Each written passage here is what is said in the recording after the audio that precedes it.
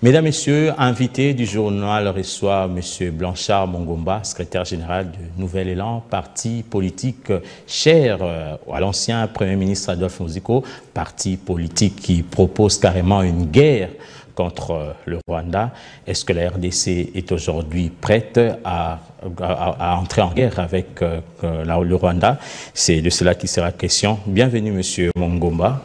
Merci de l'invitation, cher Alain. Vous avez sorti des tiroirs une proposition qui date de 2019 et renouvelée en 2022. Qu'en est la quintessence? Eh bien, d'abord, une fois de plus, merci de l'invitation, cher Alain. Ici, il faut rappeler qu'il s'agit de la République démocratique du Congo, terre de nos ancêtres, qui est envahie, qui est agressée par une armée étrangère.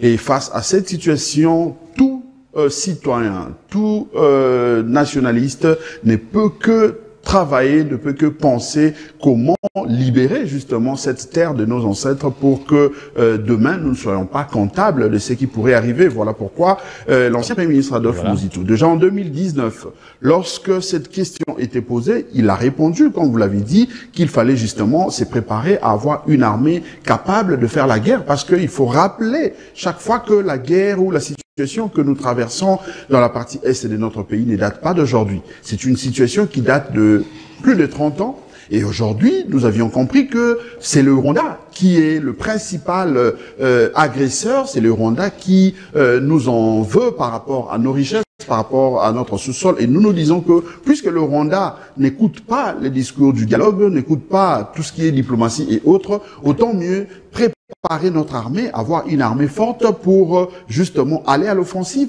faire la guerre au Rwanda pour espérer justement sécuriser nos frontières et nos richesses. Je le disais, il y a plusieurs solutions sur la table, solutions politiques avec le dialogue, solutions diplomatiques et militaires, mais pourquoi vous ne voulez que la solution militaire? Parce que justement nous avions compris que depuis plus de 30 ans, le Rwanda est dans des superfuges, le Rwanda est dans des stratagèmes tels que aujourd'hui il parle de situation de FDLR, demain il vous parlera de M23, aujourd'hui par exemple je suis Kagame, il parle, et même le professeur Bob Kabamba qui parle de Tutsis qui sont minorisés, qui sont massacrés. Vous sentez qu'ils sont dans des stratégies très compliquées qui n'est pas très bien cernées. Et nous comprenons que derrière toutes ces stratégies, derrière ces discours, il se cache justement l'envie de vouloir occuper le territoire congolais, l'envie de piller nos richesses, parce que il faut suivre les députés à l'Union européenne, les députés européens, il faut suivre les députés français, belges et tant d'autres, britanniques, Marine Le Pen, je suis dit même le président de Mélenchon, Jean-Luc Mélenchon. Donc tout le monde a compris aujourd'hui que Monsieur Kagame est dans une logique de vouloir s'afficher comme le patron de l'Afrique centrale pour contrôler l'espace, contrôler les terres, contrôler les richesses. Et nous, en tant que terre de Lumumba, en tant que nationalistes, nous disons que il faut, au-delà de la diplomatie, parce que il faut dire qu'on a dialogué, on a tenté de salon politique plus d'une fois, ça n'a pas marché. On a tenté plusieurs solutions au niveau même de cours et tribunaux, ça n'a pas donné gain de cause. Et nous pensons que il faut préparer, comme nous l'avions dit, notre armée à être capable justement. Comment c'est qu'il faut mettre le moyen. En mettant le moyen, nous devons nous assurer que nous avons une armée bien formée. Et lorsque nous allons former notre armée, nous mettons de côté tous ceux qui seront soupçonnés de l'infiltration. Leur mettre de côté, préparer de l'équipement, l'armement capable à donner le moyen à nos FARDC à affronter toutes les forces négatives de manière à s'assurer que nous ne serons plus visités chaque fois par le Rwanda et d'autres pays qui tenteront de s'amuser par rapport à l'occupation de notre territoire. C'est ça justement la quintessence de ce que nous nous proposons au niveau du Nouvel Élan. Maintenant que la situation est telle que nous la traversons. Le M23 est déjà à Goma. Que doit-on faire? Est-ce qu'aujourd'hui la RDC est prête à entrer en guerre contre le Rwanda?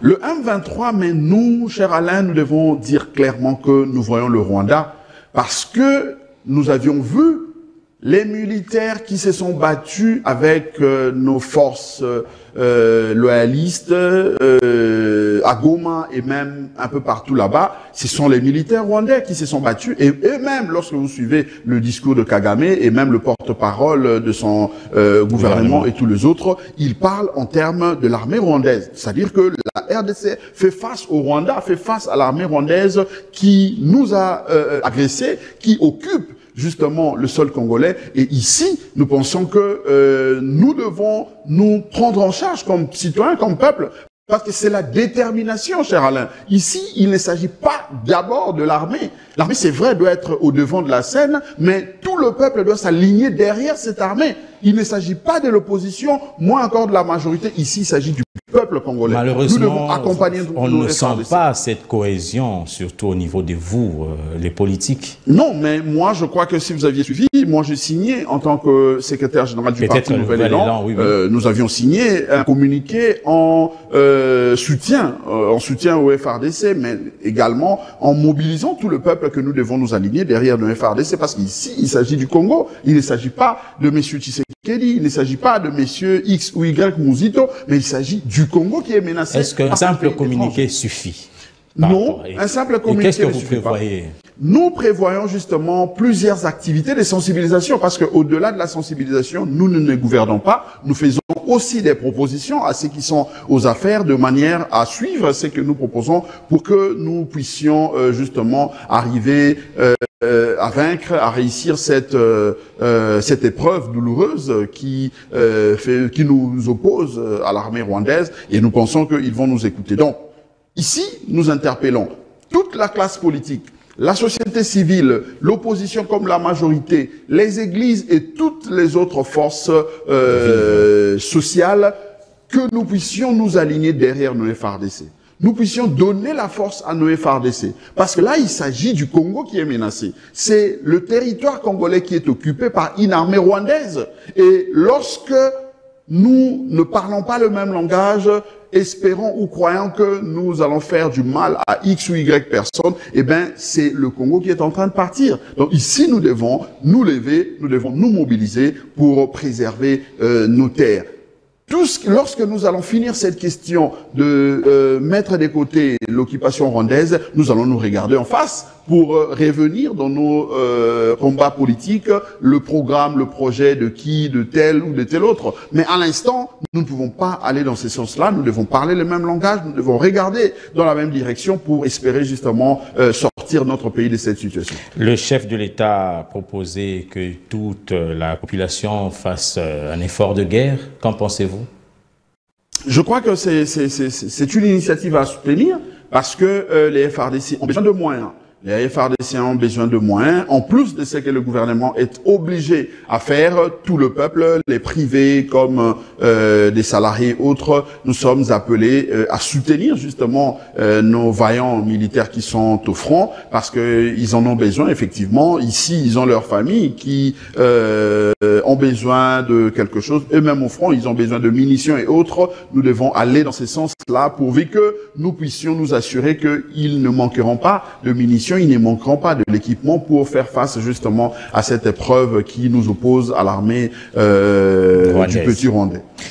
Monsieur Blanchard Mongomba, je rappelle que vous êtes secrétaire général du Nouvel Élan, parti cher à l'ancien Premier ministre Adolphe Nzito. Merci d'avoir répondu à notre invitation. Merci, bien si vous permettez, je peux allez-y en quelques secondes. En quelques secondes, nous encourageons la population de Sud Kivu et même de Kinshasa et de partout avec les mobilisations spontanées telles que c'est fait, mais nous regrettons un tout petit peu le fait que les ambassades ont été visitées, l'ambassade de France et autres, nous regrettons cela, mais nous disons que quelque part c'était important de faire passer ces messages, la colère de la population congolaise, parce qu'aujourd'hui nous sentons quand même qu'au niveau de leurs institutions parlementaires et autres, ça bouge, le discours maintenant est plus ou moins clair. Nous pensons que nous devons continuer dans cet élan-là de la mobilisation, non pas en cassant, mais en faisant entendre notre voix, notre colère, pour que ceux qui sont en connivence avec le Rwanda, ceux qui sont en complicité avec le Rwanda, ici je vois l'Union européenne,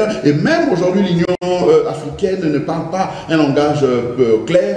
Nous devons nous montrer que, en tant que peuple, nous n'allons pas nous laisser faire. Donc c'est juste le petit message que je voulais... Merci, monsieur Blanchard Mongomba.